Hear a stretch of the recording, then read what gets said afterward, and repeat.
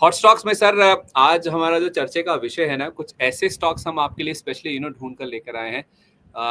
जो कहते हैं ना सर, एक तो आज हमने जब कार्यक्रम की शुरुआत करी तो हमने एक डिस्कस किया था बाजार का कथन, sell in May and go away. वो कथन एक तो गलत साबित होता हुआ दिख रहा है। आई होप पूरे मई महीने में वो गलत साबित होता हुआ दिखे। 6 महीने हमने देखा है कि 10 में से पॉजिटिव ही रहे हैं। और दूसरी बात, अभी जो मैं एक टॉपिक डिस्कस कर रहा हूँ सर, ये भी कथन ही है कि लंबी अवधि का निवेश अमूमन मुनाफे की गारंटी होता है। ऐसा नहीं है सर, ये आंकड़े यही बता रहे हैं। मैं आज खास तौर पे इन्हीं स्टॉक्स को डिस्कस करना चाहता हूँ जो इस चीज को डिफाई करते हैं या फिर इस चीज को निगेट करते हैं कि लंबी अवधि में आप निवेश करिए, मुनाफे की गारंटी हो जाएगी। पिछले 5 साल में अगर आप निफ्टी की बात करें, ऑलमोस्ट कोविड के लेवल से आप देखेंगे तो बाजार 2.5 गुना हुआ। इस बीच जो ब्रॉडर इंडेक्स है निफ्टी 500, वो करीब 2.75 गुना के आसपास की रिटर्न डिलीवर कर चुका है। इस दौरान निफ्टी 500 के कई ऐसे शेयर हैं सर जिन्होंने नेगेटिव रिटर्न दिया है। तो 5 साल का लंबा दौर अगर आप देखेंगे तो जहां 2.75 गुना इंडेक्स हो गया, कई ऐसे दिग्गज नाम है, छोटे मोटे नाम नहीं है सर, जो मैं आपके सामने रखूंगा। एक बहुत ही प्रतिष्ठित कंपनियां हैं, ग्लोबली वेल रन कंपनीज हैं, जिनका दुनिया एक पूरा जो एक लोहा मान चुकी है। तो निफ्टी 500 के 10 शेयरों ने पिछले 5 साल में निवेशकों का पैसा तोड़ा है। 10 में से 8 शेयरों ने एक साल में भी पॉजिटिव रिटर्न नहीं दिए हैं। तो 8 स्टॉक्स तो ऐसे हैं, ना एक साल में रिटर्न दिया, ना ही 5 साल में रिटर्न दिया है। और दिग्गज कंपनी, इसमें पहला नाम बाटा का है सर। आप देखेंगे कि कई लोगों को शायद हैरानी भी होगी कि ऐसे नाम भी आपको नेगेटिव रिटर्न्स डिलीवर कर सकते हैं। एक साल में 12.3% और 5 साल में भी 12% का ही नेगेटिव रिटर्न आपको देखने को मिलेगा। तो बाटा से शुरुआत कर लेते हैं सर। पहले तो सर, ये जो नंबर्स आप देख पा रहे हैं, क्या थोड़े चौंकाने वाले आपको भी लग रहे हैं, और बाटा पर आपका क्या व्यू है? संदीप जी, बाटा कंपनी के अंदर टर्न अराउंड 8 10 साल पहले आया था, जब इन्होंने अपना कंप्लीटली इंडिया में अपना जो बिजनेस मॉडल था उसे रिवैम्प किया था, अपने स्टोर्स को रिवैम्प किया था। पहले आपको ध्यान होगा जनता टाइप के स्टोर्स हुआ करते थे, बहुत ही डिस्मल तरीके के, और उसके अंदर अगर हम 4 फिगर्स की बात करें तो उसके अंदर बहुत लिमिटेड रेंज हुआ करती थी। फिर एकदम से एक दौर इस तरीके का आया कि इन्होंने जो हायर साइड की रेंज थी उसे वो किया, इंट्रोडक्शन ऑफ हश पपीज उसके अंदर शामिल था। और फिर आ गया कोविड का दौर जिसके अंदर शूज़ की रिक्वायरमेंट बिल्कुल ख़त्म हो गई। तो एक अपटेक इनके सेल्स में जब कोविड हटा तब उसके बाद देखने को मिला, क्योंकि सारे के सारे जूते-चप्पल जब लोगों ने अपने निकाले तो दे वर एक्चुअली टॉर्न आउट और वो नए पीसेस दिखाई दिए। पोस्ट दैट, यानी कि पिछले 3 से 4 सालों में अगर हम बात करें तो इसके अंदर कोई मीनिंगफुल ग्रोथ नहीं आई है।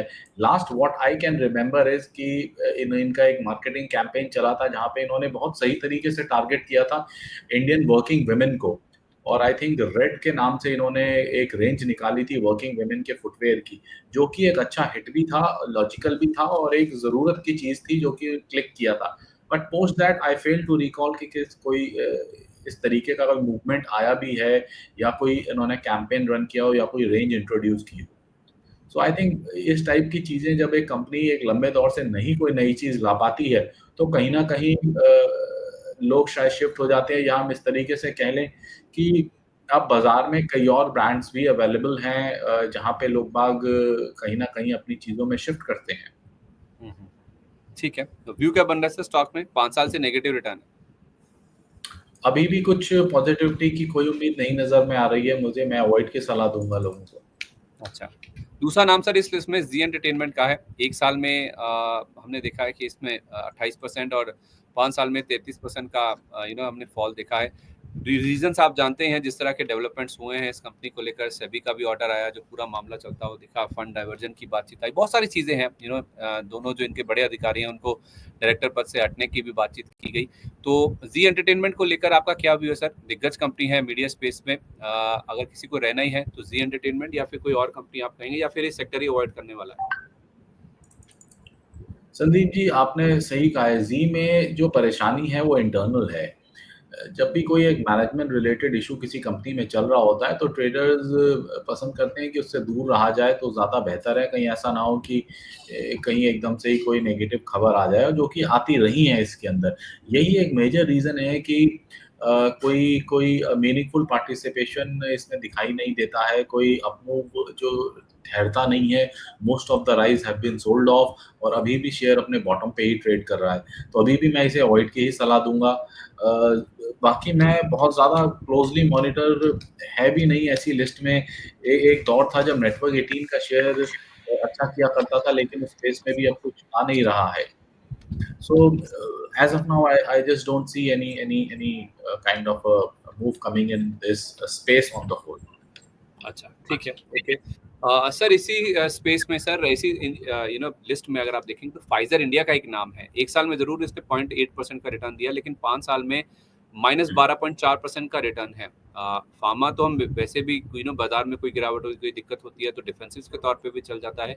इस स्टॉक ने पिछले 5 साल में परफॉर्म ही नहीं किया है, ओवरऑल पीरियड ऑफ 5 इयर्स। इस स्टॉक को लेकर आपका क्या व्यू है? Sandeep ji, pharma by their very nature defensive रहते हैं। फाइजर एक ऐसा कंपनी है, एक वर्ल्ड लेवल पे एक बहुत दिग्गज कंपनी है, अपने रिसर्च पे R&D पे बहुत ज़्यादा एक्सपेंड करते हैं ये। तो मेरा काफ़ी इस स्पेस में ये मानना रहता है कि इन्हें अपने पोर्टफोलियो में जस्ट एक बैलेंस के लिए रखना चाहिए ऐसे कुछ दिग्गज नाम को। I am not specifically talking about Pfizer है, क्योंकि ये इतना ज़्यादा R&D कर रहे होते हैं कि कभी भी कोई ऐसा इनका एक फॉर्मूला सक्सेसफुल हो जाए और उसे पेटेंट करा ले, यहीं से एक टर्न अराउंड आ जाएगा, आपको 20-25% का कभी भी देखने को मिल जाएगा। तो यस, आपका स्टैट्स तो यही बता रही हैं, पिछले 5 साल में तो कुछ नहीं किया है, बट एज सच कोई खास गिरावट भी नहीं आई है। ठीक है, ओके। सर इस लिस्ट में ना 2 सरप्राइजिंग नाम और है बाटा के अलावा। एक है डाबर का। डाबर को लेकर तो आज भी खबर आई है सर कि इन्होंने जो दावा किया है ना, एफएसएसए ने दिल्ली हाईकोर्ट में ये बयान दिया है कि डाबर का जो 100% जूस का दावा है, वो जो लॉज हैं, जो कानून है, जो नियम है, उनको 100% वायलेट करता है। तो डाबर में तो हमने रिटर्न बनते हुए देखे भी नहीं है 5 साल में। बायोकॉन भी इस लिस्ट में शामिल है। 1 साल में जरूर लोअर लेवल से जो रिकवरी हुई, स्टॉक में हम देख रहे हैं कि 7% के आसपास के रिटर्न बन रहे हैं। 30 अप्रैल तक के ये आंकड़े हैं, लेकिन ओवरऑल 5 साल में 10% पैसा तोड़ा ही है निवेशकों का, जिन्होंने 5 साल भी स्टॉक को होल्ड किया है। तो इन दोनों स्टॉक्स पर सर आप क्या राय देंगे? ये तो इस लिस्ट में एक्सपेक्टेड नहीं थे। Yes, it's a surprise for me as well and quite an eye opener also. कि पिछले 5 साल में डाबर और बायोकॉन जैसे रेप्यूटेड नेम्स ने भी इन्वेस्टर्स की वेल्थ नहीं क्रिएट की है। इन अ वे अगर हम बात करें अन्य एफएमसीजी शेयर्स की, मेट, ब्रिटानिया की अगर हम देखें तो ब्रिटानिया के अंदर फिर एक अच्छा अपमूव देखने को मिला है पिछले 4-1 साल में। आई थिंक शायद 3,000 रुपए से 6,500 तक गया और अभी 5,000 के ऊपर ट्रेड कर रहा है। दूसरा बड़ा नाम हम ले लें, नेस्ले भी अगर हम देखें तो उसके अंदर भी मूव आया है। Yes, Dabur is quite a surprise. क्या करना चाहिए सर? व्यू क्या है डाबर और बायोकॉन में? अभी क्या इन लेवल्स पे अभी पैसा लगाया जा सकता है अगर इन्होंने अंडर परफॉर्म किया है अभी तक? नहीं लगाना चाहिए, बायोकॉन दोनों भी में नहीं? ही अभी नहीं लगाना चाहिए, अच्छा, ठीक क्योंकि है। बायोकॉन भी उस तरीके से परफॉर्मेंस नहीं दे पा रहा है। ये आइडिया नहीं था मुझे कि 5 साल में नेगेटिव रिटर्न होगा, बट हाँ, जो भी मैंने ऑफलेट ट्रैक किया था तो हमारी अवॉइड लिस्ट में ही था बायोकॉन। ठीक है, डाबर और बायोकॉन दोनों में फिलहाल पैसा लगाने की राय नहीं है। अंडर परफॉर्म करते आए हैं, आगे भी हो सकता है ये अंडर परफॉर्म करते हुए नजर आए। सर एक सबकी आंखों का सितारा जो कि हर किसी के पोर्टफोलियो में ऑलमोस्ट आपको नजर आएगा, वो है येस बैंक का शेयर। रिटर्न नहीं दिया है, लेकिन उम्मीद हर किसी को है कि रिटर्न देगा। 5 साल में, 1 साल में 32%, 5 साल में 36.5% का नेगेटिव रिटर्न है। लेकिन बहुत सारे लोग अभी भी होल्ड करके बैठेंगे, हमारा दाम आ जाएगा, एवरेज कर लें क्या, ऐसे सवाल बहुत आते हैं हमारे पास। येस बैंक सरप्राइजिंग तो नहीं है कि इसने रिटर्न नहीं दिया, करना क्या है अब इसमें? अवॉइड करना चाहिए, स्विच करें। हमने शो में ही मैंने स्पेसिफिकली बताया है किन कंपनीज पे जा सकते हैं। अगर ये प्राइवेट सेक्टर स्पेस का है, हमने 4 नाम क्लियरली बताए हैं, एचडीएफसी, आईसीआईसीआई, कोटक और एक्सिस। छोटे में जाना है तो फेडरल बैंक को कंसिडर किया जा सकता है, एक अच्छा बैंक है और परफॉर्मेंस वाइज भी अच्छा है, अभी निचले उस पे मिल रहा है। तो उस स्पेस में अगर आपको जाना चाहें कम वैल्यू वाले शेयर में, तो उसे कंसिडर किया जा सकता है। इनफैक्ट सर इस लिस्ट में ना बंधन बैंक का नाम भी है। बंधन बैंक आप देखिए 37% पिछले 5 साल में निवेशकों का पैसा तोड़ा है। वर्लपूल तो जब से ये इनके यूएस की इनकी पेरेंट कंपनी ने बोला है कि वो अपना स्टेक ऑफलोड करेंगे, उसके बाद इस शेयर में अपनी गिरावट बनती हुई दिखी। तो इसका तो रीजन समझ आता है, हालांकि ऑफलेट ये भी रिकवर करना शुरू हुआ है। तो आप फेडरल बैंक बोल रहे हैं, अगर निजी बैंकों में रहना है सेकेंड रन बैंक्स में, बंधन बैंक उसमें क्वालिफाई करता है कि नहीं करता है? Not at all. ठीक है। और वर्लपूल पे क्या भी है सर, जो पूरा वो स्टेक सेल वाली बात थी, अब लोअर लेवल से रिकवर करना शुरू हुआ है इतने फॉल के बाद, जब पीई कंपनीज के एंटर होने की बात हो रही है, तो इस स्टॉक में आप पैसा लगाने की राय देंगे जितना गिरावट हो चुकी है उसके बाद? संदीप जी, सेंटिमेंट्स ब्रेक हुए हैं यहाँ पे वर्लपूल के अंदर। तो जब भी इस तरीके का कोई एक्शन होता है कि पेरेंटेज निकल रही है और एक फॉरेन पेरेंटेज है जो कि मेजर इसकी वो है, और तो ऐसे समय पर रिकवरी आने में टाइम लग जाता है उसके अंदर।